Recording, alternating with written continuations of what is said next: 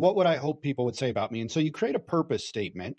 And when you create a purpose statement, the idea is, and again, this comes from logotherapy from Viktor Frankl, but the idea is you've got kind of a vision, an idea of where you want to go, who you want to become. And so that really helps you to identify, once you've created that statement, really helps you to identify in all aspects of your life, in business, in personal, in family, in social, in health, all of those things. It really helps you to identify, am I doing things that help me to move forward, to become that person, to be more like that? Or is what I'm doing just busy work? Is it just keeping me chasing my tail, as it were, and spinning in circles? Am I spinning up, or am I just spinning in circles? And so that's the idea, is for you to really look at what you do. The first step is you got to decide what the end result is, for the actions that you're taking, the things that you're doing. And really, the best way, I highly recommend, if you haven't done it already, is create a purpose statement, create a vision of who you want to become by the end of this life. That when God says you've had enough, I want you back, that who have I become? Who have I become spiritually? Who have I become as a family person? Who have I become as a business person? Who have I become in the community? Who have I become socially? Who have I become health-wise? How have I treated my body, my family, my friends? So create that statement. And once you've created that statement, read it every morning, or almost every morning. I read mine at least 5 days a week, and read it every morning or almost every morning. And it will help inform your daily actions. It will help to inform, if I want a business that looks like this, then is what I'm doing today going to get me there? Because if not, it's not going to get me there. It's not going to get me there. And why am I doing it? What's the point of it? If I want to be this type of a father, is what I'm doing today with my family or my children or my home, is that going to get me there? If not, why am I doing it? Or is there a better way to do it? Can I succeed in business while winning at home? See what I did there? I threw my catchphrase back in there.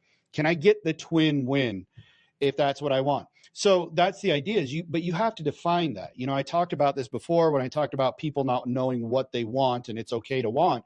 And that was more from an abundance scarcity type of a thing. But this is really, this attaches the what I want to the daily actions.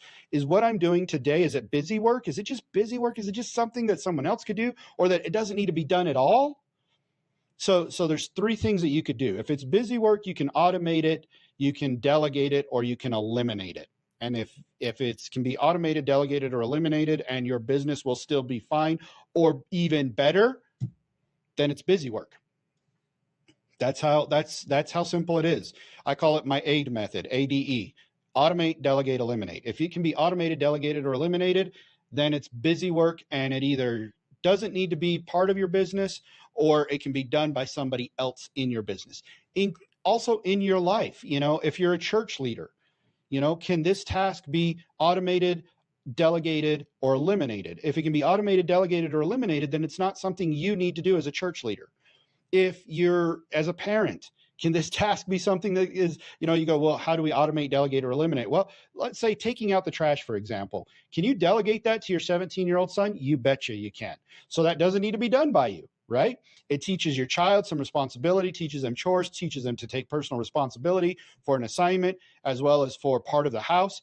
And it frees you up to do more good parent things, to do more things that are better for the whole family as a whole, versus focusing on the minutia of little daily things. So I hope you see where I'm going with this. You need to define those. So there's 5 areas specifically where I want you to think about in your purpose statement and define.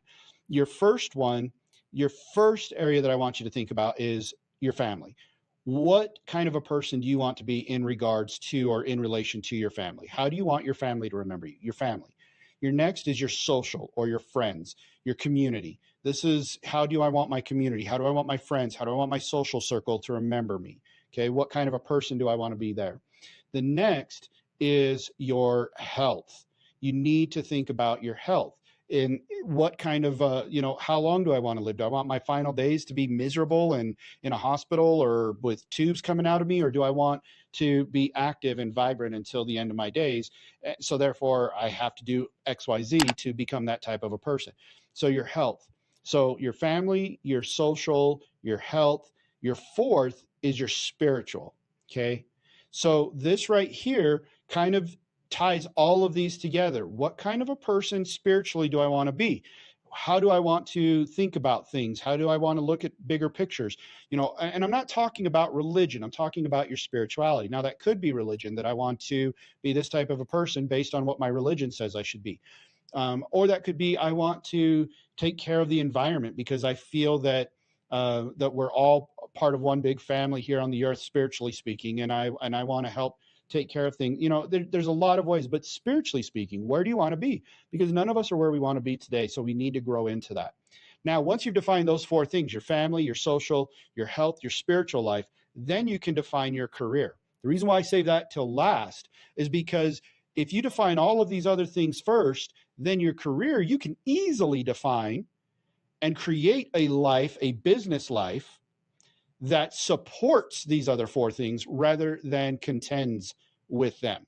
You want a career that supports the lifestyle that you want. You want to define your lifestyle first and then define the career or the business that will best allow you to have that lifestyle, to do those things. So that's why that one's last. If you do that one first, then everything else has to fit into how I create this career. You do that one last, then the career has to be created in a way that it supports the lifestyle that you have determined you want to live, that's most important to you. So that's how you write your purpose statement. Once you write your purpose statement, then daily you go through it so that as you look at your tasks, as you look at what you're doing, you can ask yourself, is this just busy work or does this move me forward on my purpose?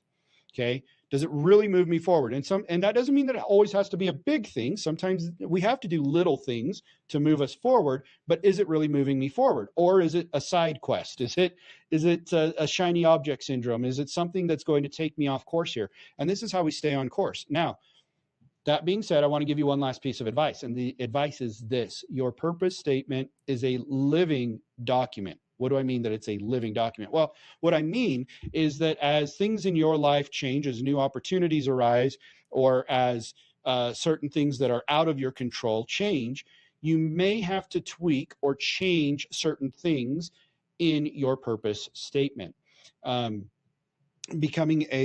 Your purpose statement may say that I want to be at 90 years old, I want to be playing basketball 3 times a week with my grandkids. And then you may have a car accident that makes you a quadriplegic or a paraplegic. And so your definition of what your optimal self in the health area would be needs to change clearly. Doesn't mean you need to give up. It doesn't mean you need to stop. Maybe it becomes you're going to walk again, depending on how severe, or maybe it is that you're going to play basketball, but you do need to reevaluate that. I reevaluate my purpose statement every quarter. Sometimes I make little tweaks to it. Sometimes I write it as is. I write it in my purpose-driven planner at the beginning. That's part of the planner system that I've created, so that every day it's right there and I can read it first thing just by opening to the first page.